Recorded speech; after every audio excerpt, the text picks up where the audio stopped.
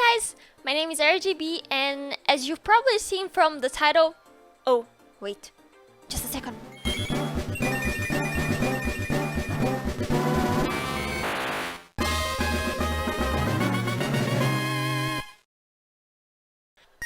Okay, I'm ready. Today I will be redesigning Yandere Simulator main protagonist Yandere-chan, as well as the love interest, the boy, the entire game, and all the felonies committed revolves around. For the people who don't know, around the years of 2014 and 2018, Yandere Simulator was an indie game that gained a lot of traction.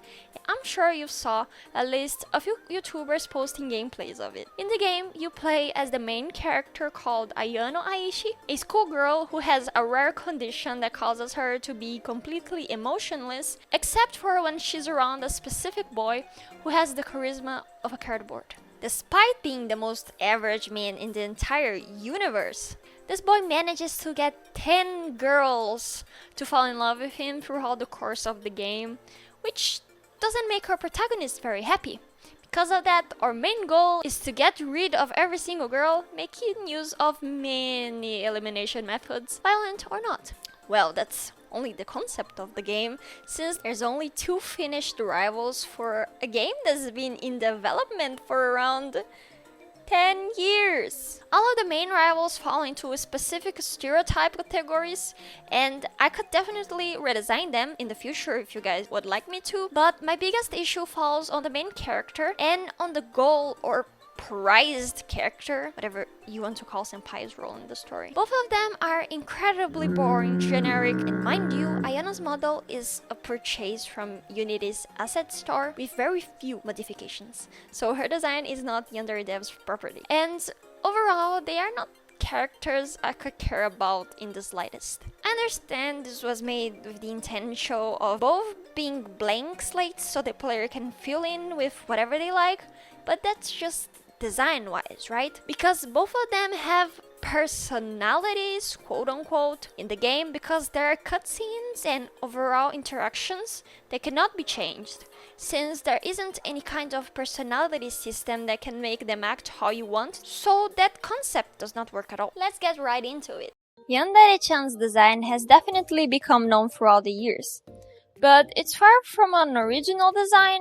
Not to mention, the uniform she's most commonly known for is fundamentally wrong, since they are worn by middle schoolers and not high schoolers. I decided to choose one of the uniforms available in the game as a base, but midway I decided to try and make a unique color scheme for it, since as you can usually see in Boku no Hero or Kakegurui or even Madoka Magica for example, it is possible to give characters a uniform and make said uniform unique looking to your series. So I thought that would be an interesting aspect to tackle, since it will help to make everything else pop out more and make the characters less bland, since most of the time they will be wearing school clothes. The most striking change I've done to Ayano's design is definitely her hair, since I completely redid her ponytail and fringe combo. I still wanted it to be reminiscent to the original, so what I did was to give her a long, really long, and perfectly put together ponytail braid. Her bangs are parted in the middle and are seemingly perfectly symmetrical. And at the end of her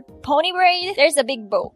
Before we tackle her personality change, I also gave her a heart-shaped mole on her cheek because it seemed like such a cute detail that alludes to the fact she's such a love-driven psycho. Okay, so believe it or not, her hairstyle is actually significantly important. For my version, Ayano is a total perfectionist. Everything about her life, down to her looks, were artificially perfect, as she always made sure of it. Her social life was perfect, her grades were perfect, she has always been stunning and not one to slack on her self-care. But under all of that, there's always been a hollow shell of a person. She's apathetic and completely disconnected from her feelings, to the point her mind works on automatic, only waiting for her special person to appear. She knows that she's different. Her lack of empathy feels like a big hurdle, since it meant she could never understand what others were feeling and thinking, which made her feel alone and isolated. That's the biggest reason why she tries so hard to make up for being emotionally inept, by becoming increasingly obsessive with making everything perfect. When she finally meets her special one, the existence of the rivals becomes increasingly frustrating to her, as she feels entitled to Taro, since she has always done everything perfectly, never asking for a thing in return. She has always been exceptionally great and polite and a model student. So why are these girls trying to take the only important aspect of her life away? She has never done anything wrong, so why would anyone try to ruin this for her? That line of thinking is the turning point that makes her become violent and resort to a less than legal line of action. One of the problems of Ayano's design and personality is that she looks way too ominous and intimidating, which doesn't work with the aspect of the game where you need to look innocent in order for people not to suspect that you're a raging serial killer that has no remorse. For original Ayano, yeah, I definitely say it's her. She's the killer. So, in order to keep the good girl persona, she has a pre-established good reputation in the school, as well as friends.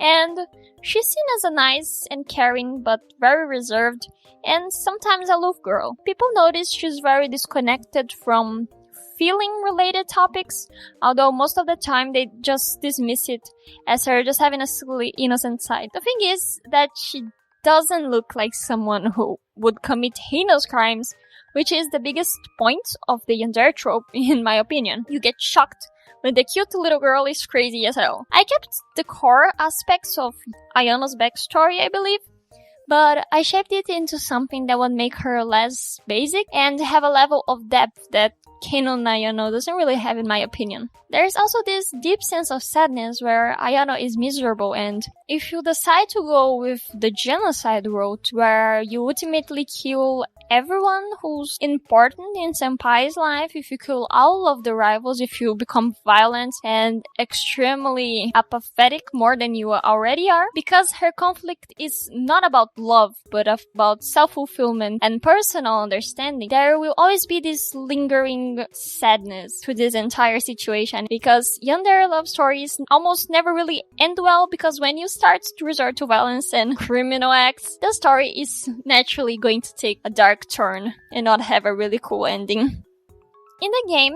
there is this sanity mechanic where when Ayano offs someone, her facial expression gets darker and the color palette of the world dims. To regain sanity, she has to laugh out loud, which is pretty comic book villain crazy in my opinion. I never really liked that mechanic in the game. I mean, the game has many very questionable mechanics, which I'm not going to mention in this video, but if you search, you're going to find out really. For my Ayano, when her sanity drops, her braids get undone and her entire hairstyle falls apart to symbolize her facade breaking. In order to regain sanity, she fixes up her appearance, as one of her core aspects, perfectionism, takes over in order to ground her. Lastly, as I really enjoy customization mechanics, I see Ayano as being someone who carefully puts together the way she presents herself. She will always pick the most appropriate outfits, the best suited hairstyle, accessories, and makeup. She takes pride in her appearance, especially when she has Senpai in her side, because she wants to be the only girl that catches his eye. She puts effort into being eye candy to the boys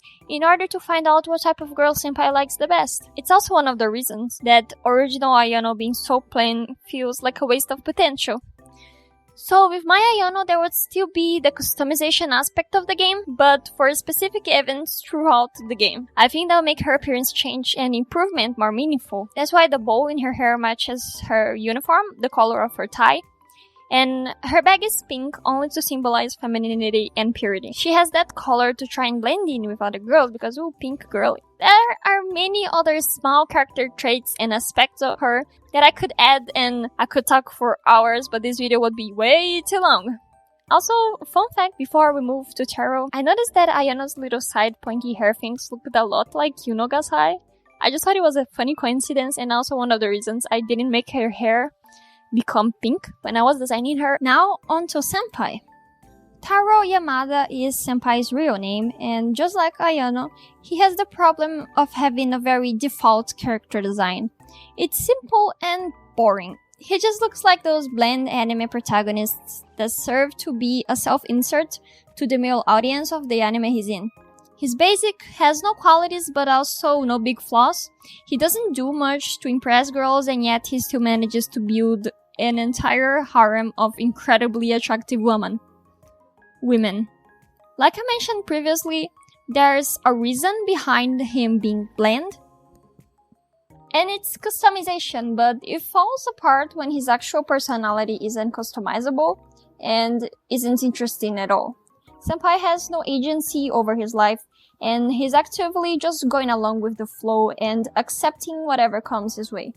Because of that, I had a myriad of options on how I could make Senpai more interesting and an actual character who would be able to attract the attention of girls. When working on him, I didn't want to go with the cliche and make him blonde with blue eyes, since that's what most media use to portray really attractive people. I wanted him to have a genuine kind of beauty, cause most of the time, blonde with light eyes seems very artificial to me. For my version, I decided to make Senpai an exchange student. I know, it's a little overused, but bear with me on this one. Senpai is an exchange from Latin America, and I totally didn't choose that because I'm Brazilian.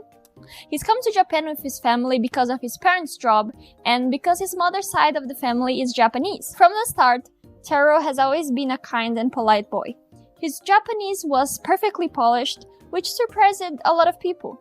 And he's got a perfect foundation of Japanese customs. Somewhat like Ayano, he tries to achieve perfection, but it comes from a place of insecurity and low self-esteem. He's a lot clumsier with his climb to the top, since he does have a lot of feelings and doubts on himself, although on the outside he tries to seem confident and self-assured. Whenever you need someone's help, Taro will be there. If you close your eyes and wish really hard, Taro will be there. He will volunteer to help on clean duty, he will tutor for free, he will even buy you lunch if you were in a hurry and forgot to make your own. There's rumors around the school that he's like a magical genie, but he's not. He's just a very active boy who's always looking for things to do to build up his reputation around the school. You see, since he's a foreigner and a new student, he knows he can't slack off or let his reputation get tainted.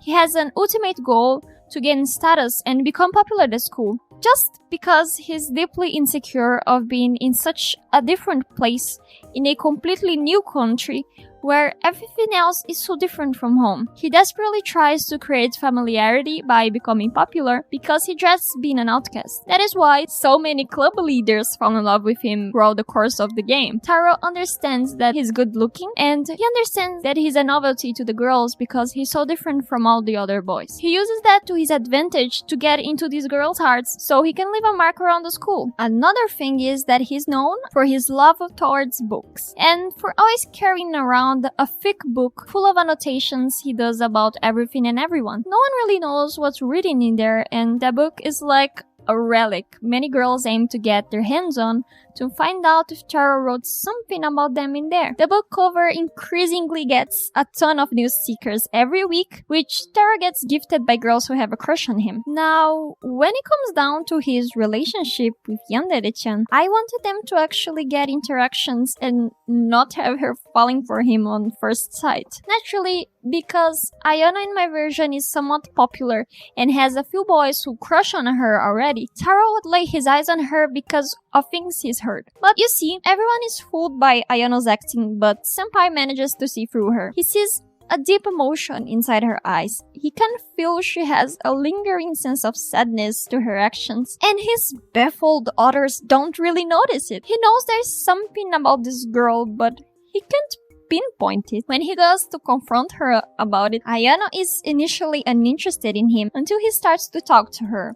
Like many other girls, she gets lured in by his sincere words and how they are not so different. He confesses to her that he's also insecure of being alone and that sometimes he can't relate or understand what others are thinking. Ayano sees that he, differently from anyone else, somewhat understands what she's going through. She feels seen and deeply understood by someone, finally, and falls head over heels for him. So that's my redesign and rewrite for Yandere-chan and Senpai. What do you guys think? I know I might change Senpai a lot, but I wanted his character to actually have character and have an active role in the story. Thank you so much for watching.